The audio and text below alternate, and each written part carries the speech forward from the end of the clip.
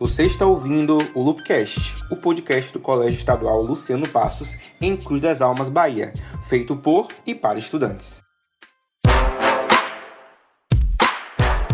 Loopcast! Fala galera, sejam todos bem-vindos ao Loopcast. Eu me chamo Rodrigo de Souza, eu sou professor de Marketing e Comunicação aqui do CELUP, do Colégio Luciano Passos. Sou licenciado em Biologia e estou aqui em Cruz das Almas. Sou um homem negro, tenho um cabelo black, estou vestindo uma roupa preta com uma calça marrom. Sejam todos muito bem-vindos ao podcast Loopcast. Hoje estou aqui juntamente com Maria. Se apresente, Maria. Prazer, gente. Meu nome é Maria Eduarda, sou estudante do Luciano Passos, uma mulher negra. Estou fazendo hoje 17 anos e estou muito feliz de estar sendo apresentadora de vocês.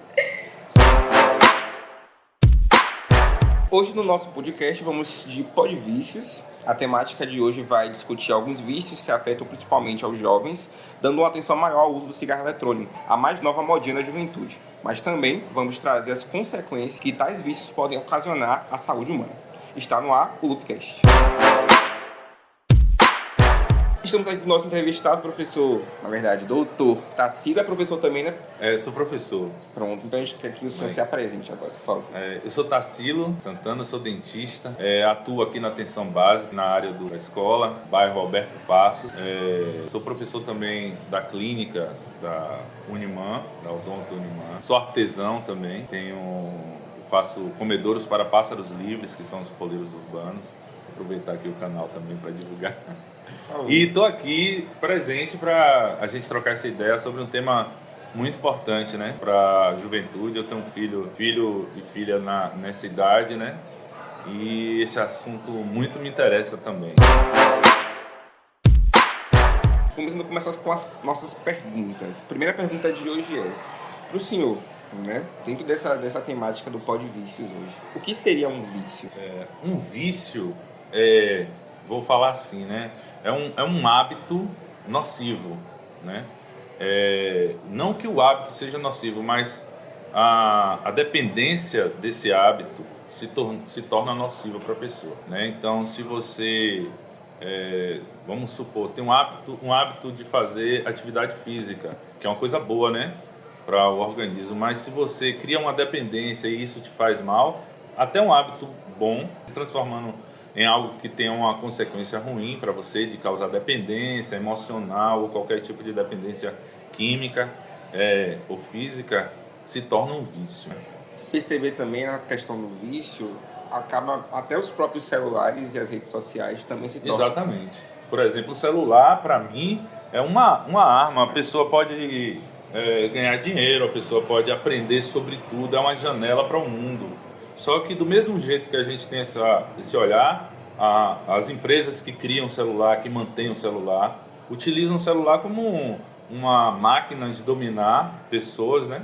E as pessoas acabam criando dependência dessa máquina e com isso eles controlam, né? A gente vê isso em situações de política e de doenças que às vezes as pessoas utilizam uma coisa que é boa para uma coisa ruim, as pessoas acabam ficando viciadas e deixam de cuidar da sua vida, né?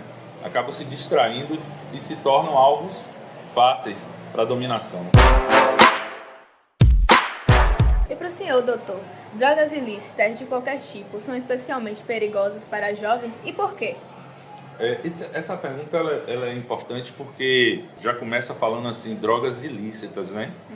Então a gente passa por um olhar de legislação, né, de lei, sobre substâncias.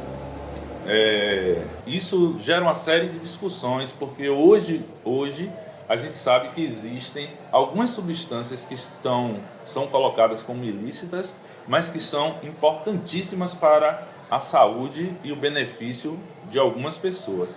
Mas de um modo geral, qualquer droga, ela traz consequências para o ser humano, principalmente em idades importantes como idades de desenvolvimento, tanto do ponto de vista do desenvolvimento físico, estrutural, quanto do desenvolvimento do intelecto, né?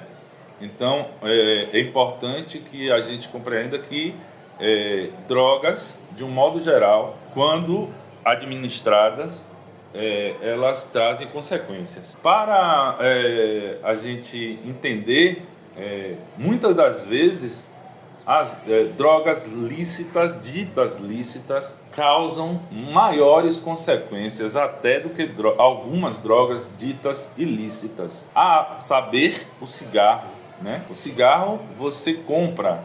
Ah, mas é proibido vender para menor. Mas a gente sabe que isso não funciona 100% em todos os estabelecimentos. Assim como bebida alcoólica, né?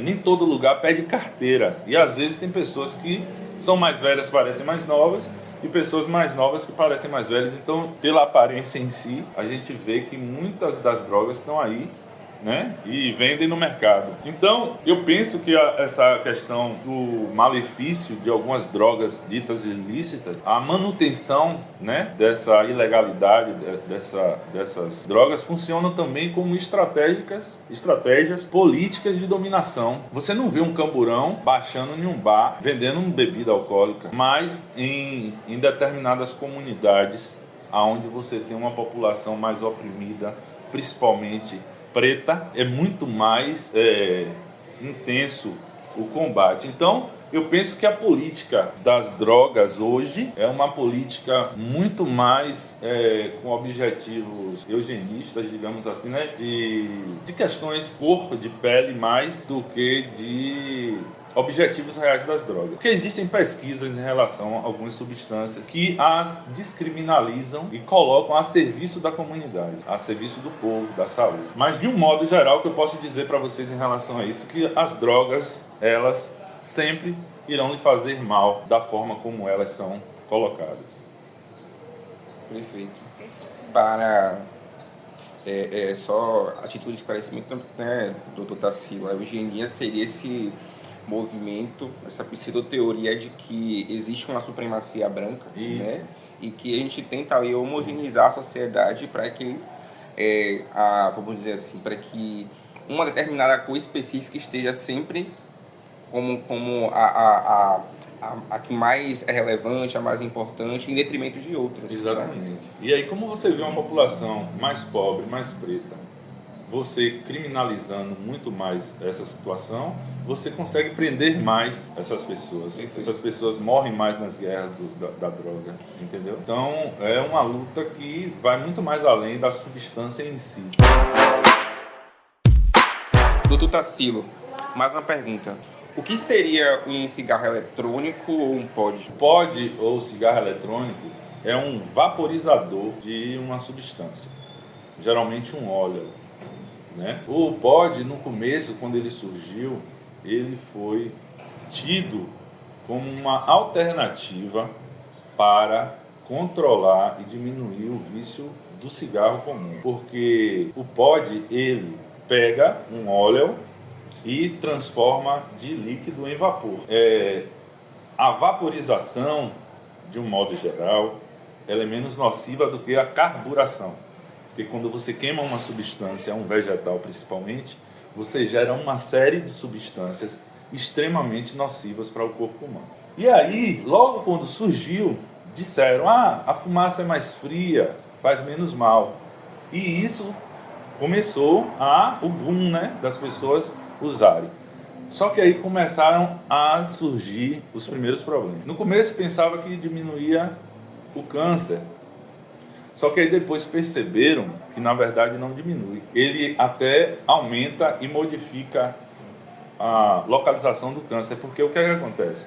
No cigarro comum, como ele é quente e a pessoa dá um trago, não dá um trago muito forte. Mas no pod, como é fria, você consegue puxar aquela fumaça com bem força. E isso você consegue jogar fumaça e espalhar mais no pulmão ainda. Então o pod é esse vaporizador de substância, certo? Então, uma das consequências do uso do pod, por ele ser essa fumaça fria, é causar logo esse câncer aí, que é um acometimento que é a médio e longo prazo.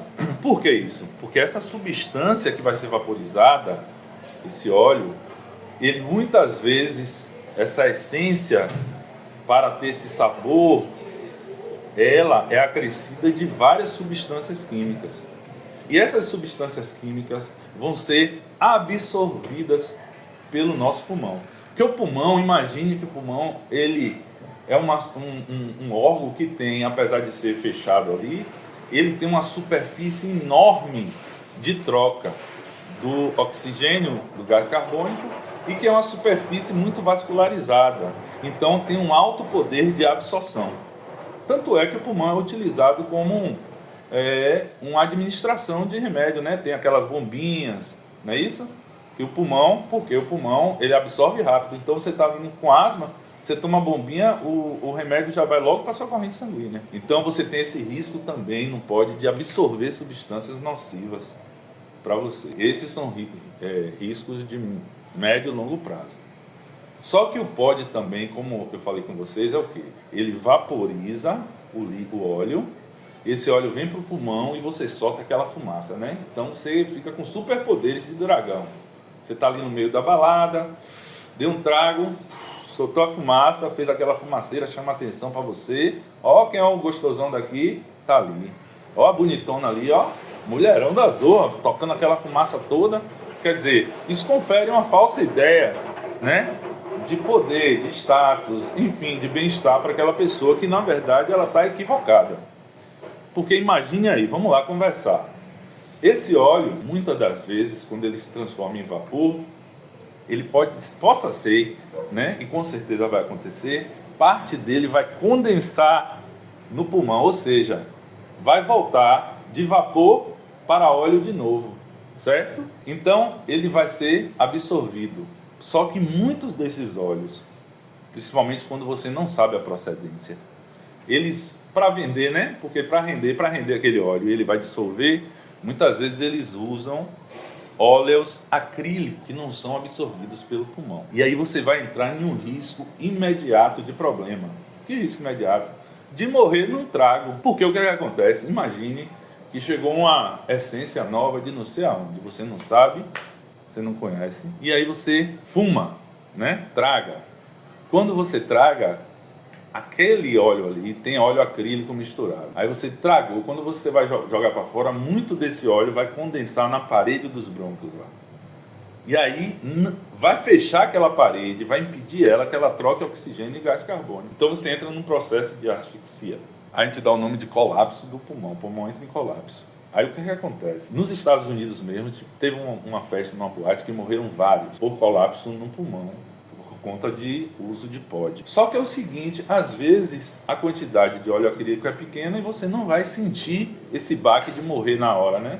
Como diz o povo, vai dar morredeira na hora. Na hora você pode até ficar tontinho, tá? Jogou a fumaça, foi para casa, porque muitas vezes foi um bronquiozinho lá, um quadradinho ali que ficou obliterado lá, fechado.